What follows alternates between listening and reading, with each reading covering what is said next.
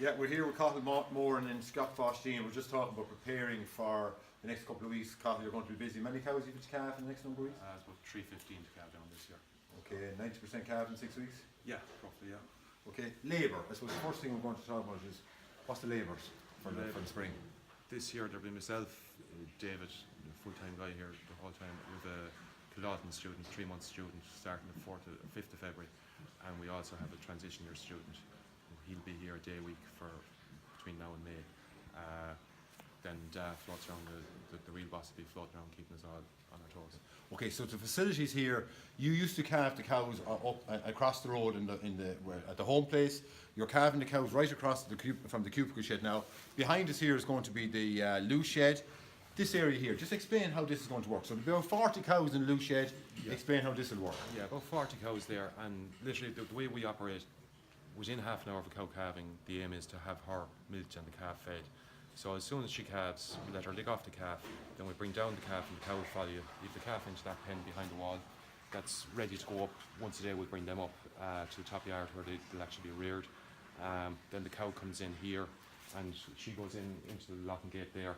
And behind that wall we have a little single unit milking machine, and that just keeps us fully independent of the milking parlour, and there's no messing around. It's all done here. So we milk her, we wash her udder, clip her tail, milk her, feed the calf, tag the calf, iodine on the calf.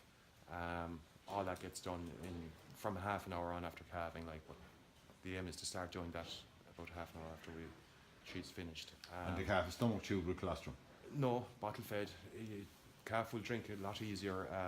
The sucking instinct is brilliant about half an hour after calving. So let her be trained, let that job be done in that time. Spend the time then rather than above in the yard trying to train them up. So during the calving season you have your employees. You said one thing you're doing differently is the night shift. Explain that. Yeah, we're going to do a night shift this year. We haven't up to now, basically from 5:30, 6 in the evening until 6 in the morning, 6:30 in the morning I was here on my own as well as during the day. So the plan is for the main calving season, the first 3, maybe 4 weeks, but definitely the first 3 weeks, we'll each do a week of nights. So we go from 8 o'clock at night till 8 o'clock in the morning, and then you're off for the day. Milking for once a day.